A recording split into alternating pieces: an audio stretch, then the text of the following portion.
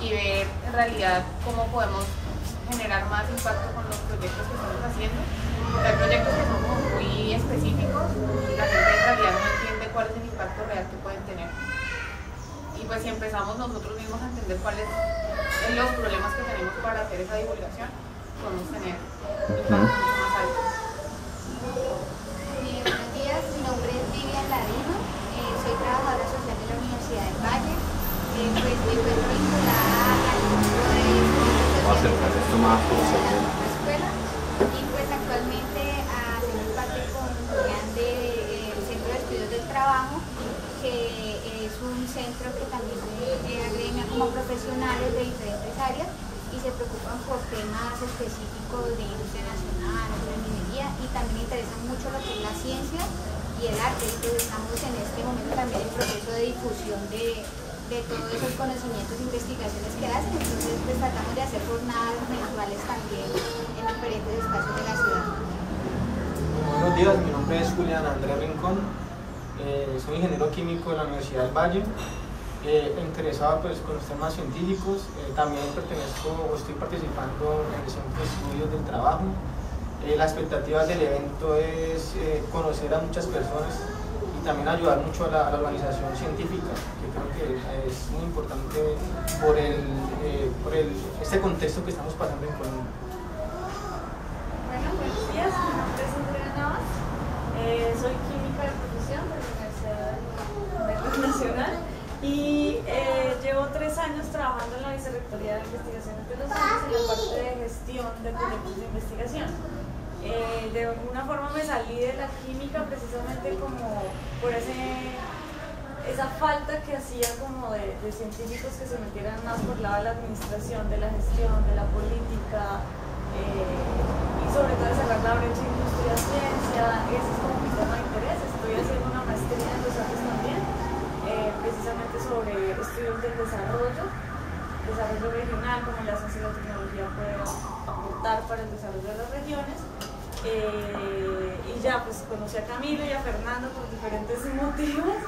Entramos en este grupo que se llama la Diáspora Científica. De pronto Camilo nos puede contar más sobre esto, que fue un grupo que nació en Facebook literalmente a partir como de todos esos cambios políticos que ha dado Colciencias, que es la entidad que rige la ciencia y la tecnología e innovación en el país. Y de ahí empezamos a hacer diferentes debates y críticas en torno a ese tema. Entonces la idea es sí, organizarnos, sincronizarnos y aportar todo lo mejor que se pueda para no tener más sucesos como los que están pasando. Bueno, buenos días a todos, mi nombre es Camilo Gómez, yo soy de Armenia, soy ingeniero electrónico de la Universidad de los Andes. Hice una maestría en ingeniería industrial porque quería empezar a girar hacia la industria, pero entonces me encargué con la investigación y por cosas de la vida terminé haciendo un doctorado que estoy terminando más o menos este semestre o el siguiente. Y pues empieza uno a ver que la situación de la investigación y la ciencia en Colombia es como bien extraña, como que es una... En general no es exclusivo de Colombia que la ciencia está lejos de la sociedad, pero en el caso particular de nosotros pues estamos más atrás. Entonces vengo participando hace, no sé, ya tal vez un par de meses trabajando con la Diáspora Colombiana de Científicos e Investigadores, porque entonces ya resulta que somos muchas personas, hay muchos programas de conciencias para dar becas, para formar gente en maestría con doctorado, y uno va a ver y uno dice como, bueno, ¿y qué vamos a hacer con esta gente? ¿Qué vamos a hacer con este conocimiento y con todo eso que está pasando? Y pues en realidad hay muchas preocupaciones, como por ejemplo que entonces no simplemente pueden empezar a crecer las universidades o que las universidades se van a llenar de esta gente, o por ejemplo qué garantías tiene uno para venir a trabajar en investigación, en ciencia, que es uno de los temas fundamentales que tocamos en la diáspora, que es la reinserción de estas personas con este tipo de perfiles. Sí, o sea, somos desplazados, entonces sí, es como qué rol podemos jugar, qué cosas tenemos que hacer nosotros por nosotros mismos y qué políticas estatales tendrían que existir como una garantía mínima para que nosotros podamos hacer cosas.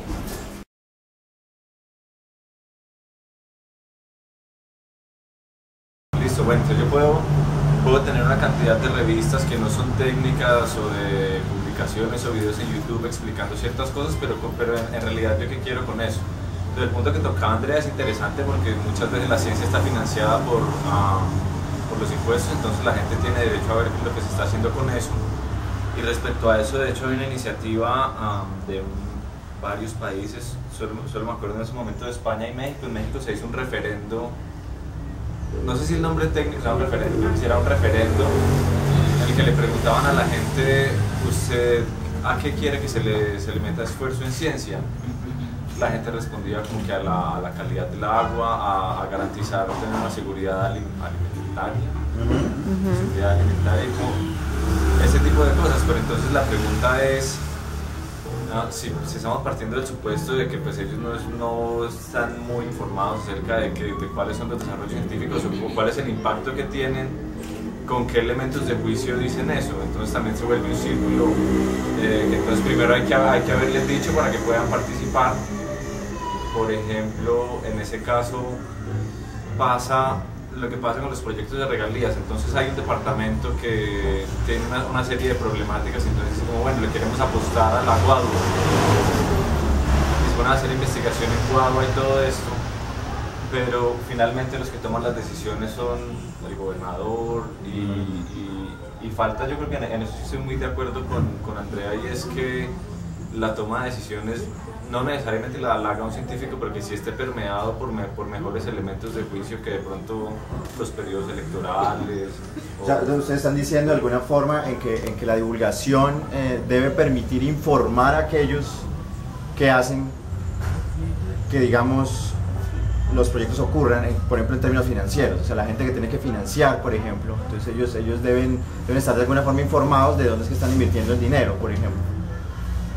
Sí, o sea, es que lo que pasa es que, por ejemplo, lo que yo percibo en Colombia es que no se le da valor a estudiar las cosas, a hacer un proceso de pronto de un diseño juicioso, de un estudio juicioso antes de uno llevar a cabo un proyecto. O sea, somos muy dados como yo ya sé cómo se hace esta vaina y me meto a hacer un proyecto sin saber mucho. Y yo creo que independientemente de que el área sea química o biología, genética, esas cosas, que es lo que tradicionalmente suena a ciencia, lo que falta más es como no quiero llamarlo un método científico, pero digamos sí una forma de abordar los problemas de una manera más juiciosa, con un rigor, de entonces analizar cuáles son las causas de un problema, cuál va a ser el impacto de una cierta política. Yo creo que ese ejercicio nos falta mucho a nosotros, y más allá de uno decir como bueno, no, en la universidad estamos haciendo unos experimentos con óptica, yo no sé qué cosa, lo que uno puede transmitir más a la comunidad, lo que puede ser importante de uno divulgar es como hemos tenido unos procesos exitosos que se basaron en un procedimiento muy cuidadoso de haber estudiado primero, de haber mirado qué había hecho la gente antes. Entonces es como, ¿por qué se plantea un proyecto que simplemente ya estaba resuelto? O sea, son cosas que no pueden pasar. Uno debe primero mirar qué es lo que se ha hecho antes, cuáles son los objetivos que yo tengo, mirar cuáles son mis restricciones, o sea, como toda esa parte del método científico que uno termina haciendo, definir unas especificaciones de lo que uno quiere, unos objetivos, y mirar diferentes tecnologías que le pueden ayudar a solucionar el problema. Todo ese ejercicio es lo que yo creo que enriquecería mucho el debate público, o sea, tanto en lo que es el Estado o la industria, son cosas que uno no ve. O sea, que en realidad un proyecto de ley, uno diga como no, la discusión de ese proyecto de ley tuvo una argumentación académica, científica, o sea, todas esas son cosas que pueden enriquecer varios aspectos. La industria, usted que trabaja en ser un puente entre el conocimiento y la industria, seguramente sabe que uno dice como, hey, ¿por qué no le han metido como un proceso más riguroso a esto para tener mejores resultados en cualquier campo? Yo creo que eso es lo que falta más. Yo creo también, digamos, que es un punto importante. Yo a veces reflexiono, pues digamos, con este cuento de la divulgación científica. Por ejemplo, en Estados Unidos uno observa, digamos, los grandes museos que hay diseñados justamente para acercar la ciencia a las personas. cuando uno tiene la oportunidad, pues lo conocí, digamos, de primera mano, estar uno allí metido en el museo y tener la oportunidad de estar allí para explicarle a la gente de qué se trata, digamos, las exposiciones. En el día a día uno se da cuenta que cuando uno habla de divulgación de ciencia, tiene un grave peligro para mí, y es que la ciencia termina volviéndose entretenimiento. Y cuando la ciencia termina volviéndose entretenimiento, se desdibuja totalmente. Entonces el muchacho va a interactuar con la exposición, digamos, de estas bolas. Ustedes han visto una bola que le pega a la otra y realmente lo que quiere ejemplificar es pues la transmisión de movimiento, pero el tipo se pone a jugar con eso, pero nunca hace la reflexión sobre por qué es que se transmite el movimiento, y la idea inicial, digamos, de esa exposición se desdibuja, se pierde, porque la ciencia se convierte sencillamente en un espectáculo. Pasa lo mismo con estas ferias de ciencia, por ejemplo, donde pues sí, ponemos reacciones químicas vistosas y salen colores y fuegos y cosas cambian y la gente queda pues maravillada, pero ¿qué quedó de eso? Pues la ciencia se desdibujó sencillamente en un show, y eso para mí es un riesgo primario. O sea, ese no es, desde mi punto de vista, la función de la divulgación científica. Tenemos acá una participación desde Lituania. Desde Lituania. ¡Upa! Entonces nos preguntan, empiezan acá, dice: creo que la divulgación es responsabilidad de quienes investigamos, pero el modelo académico actual se basa no en divulgación, sino en una competencia sobre publicaciones. Y publicar en revistas académicas no es lo mismo que divulgar. Sí, yo tenía comentario al respecto, y era que yo creo que la divulgación, digamos que tiene que hacerse, pero en etapas diferentes. O sea, a algunos les interesa dar a conocer qué es lo que quieren hacer para obtener dinero, para hacer sus proyectos. A otros les interesa mostrar cómo se está haciendo, para que venga alguien y le diga: mira, puedes hacer esto mejor, ¿por qué no hacemos esto? ¿Por qué no vienes a trabajar con nosotros? A otros les interesa divulgar sus resultados para que de alguna forma lleguen a la industria, o para tener reconocimiento, o para conseguir más dinero para hacer la continuación de su proyecto. O sea, yo creo que no basta simplemente con hablar de divulgar y de dar a conocer la ciencia, sino cuál es la razón por la que se quiere hacer. En el caso de lo que decía Fernando, de que es cierto que la ciencia se vuelve entretenimiento, pues, o sea, ¿qué tipo de ciencia es la que se está llevando hacia allá? Hay proyectos y hay desarrollos muy interesantes que no le llaman la atención a nadie, porque no se conoce en realidad cuál es el impacto que tiene, y se queda simplemente en hacer un aporte pequeño a algo que en realidad nadie entiende para qué funciona, hasta que ya a alguien se le ocurre juntar más cosas y decir: no, mira, y este aporte chiquitico hace esto gigantesco, entonces es algo mucho más grande y más vistoso. Entonces creo que también hay un conflicto ahí en listo, quiero divulgarlo y quiero que las personas lo conozcan, pero no sé cómo hacerlo porque no he podido en realidad mostrar cuál es el impacto hacia adelante que tiene, que entre más impacto genere en cantidad de personas o de usuarios o de dinero o lo que sea, puede ser un poco más interesante. La divulgación científica sirve es para que la sociedad pueda tomar mejores decisiones. Y pues digamos que la divulgación puede estar relacionada con ejemplos o con cosas. O sea, no es hablar de nanotecnología necesariamente, no es que entiendan los fenómenos físicos que se generan y emanan, por ejemplo, a escala nanométrica, sino cosas que tienen que ir más con el impacto, lo dicen por aquí a la gente, como por ejemplo reciclar.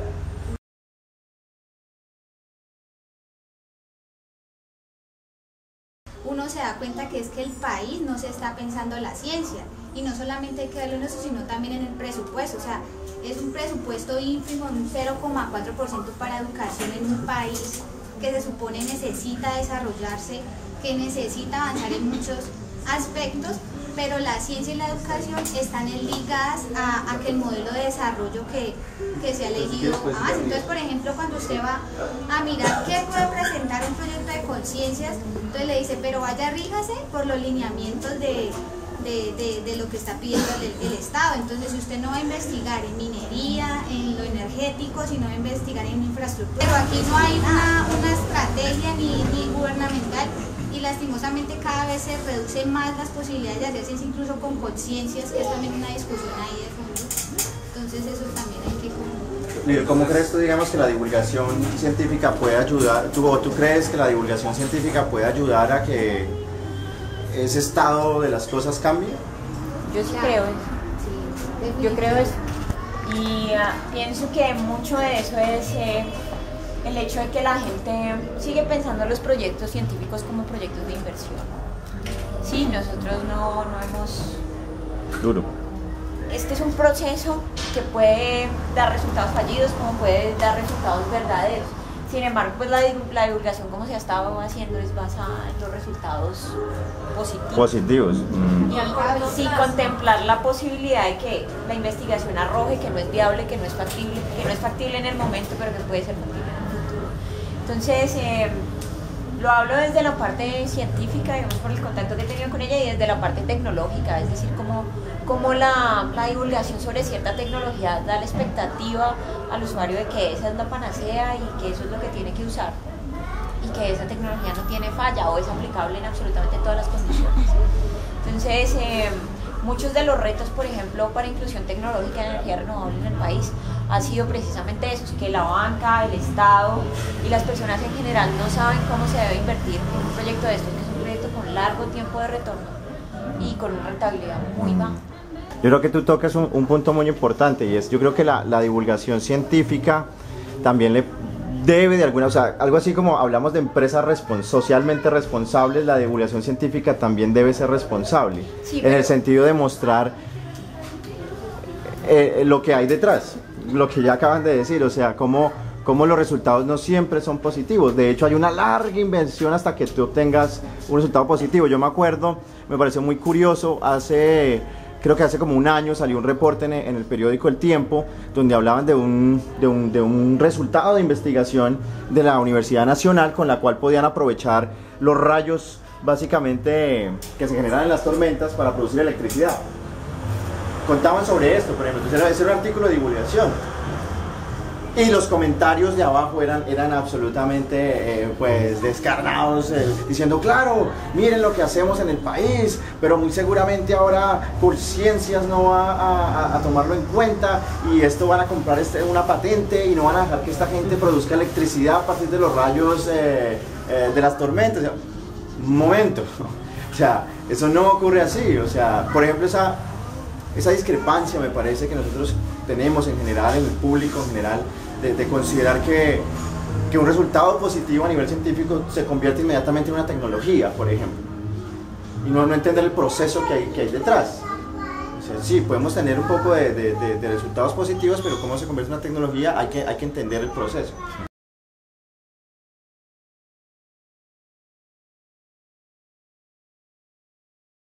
Que, digamos, de acá salió el nombre de este evento en el que estamos ahora, dice, escandaloso.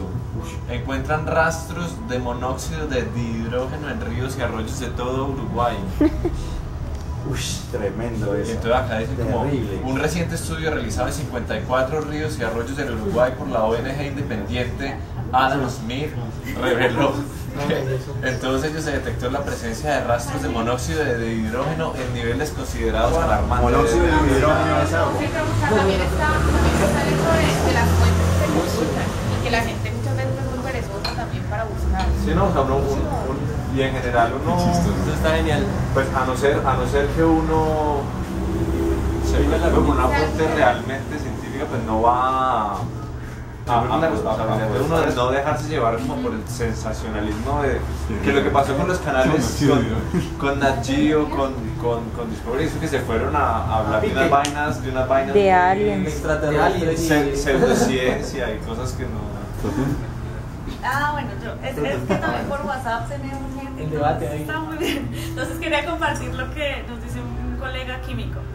Dice, yo creo que una manera es que las personas que en verdad conocen de ciencia hagan parte de los comités editoriales de los periódicos y revistas normales para filtrar la información. Posterior a eso... ¿Qué fue eso? Perdón. Que una parte de que la información llegue de una forma un poquito más objetiva es que las personas que conocen de ciencia hagan parte de los comités editoriales de los periódicos y revistas para filtrar la información. Posterior a eso, proponer las secciones de ciencia y tecnología en los diarios de una forma como más divulgativa. Pues es lo que pasa, que cómo es que María Isabel Rueda es la Termina que haciendo eso. Imagínate. Aquí estaba el toque de la palabra para este lado. Sí. Sí, es que yo creo que el debate del divulgador, ¿cuál debe ser? O sea, es que si se divulga el contenido o si se divulgan los resultados. Yo creo que es importante, y para evitar el problema que estamos hablando, pues, de noticias estas que salen, es que la divulgación tiene que sentarse más, como decía el compañero Fernando, en el método, ¿cierto? En el método, ¿cierto? En la forma en cómo se consiguió el resultado, ¿cierto?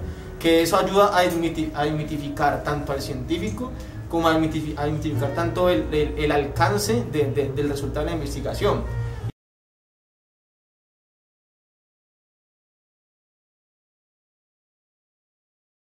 Y me parece que en ese sentido ha habido varias cosas. Uno es como cómo la gente aplica el método científico o busca aplicarlo o intenta acercarse a él para resolver sus problemas cotidianos, ¿sí? Y otro es cómo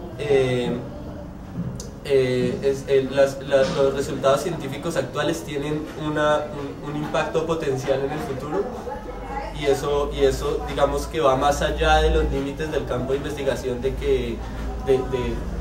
sino que tiene un impacto que nos concierne, digamos, a todos.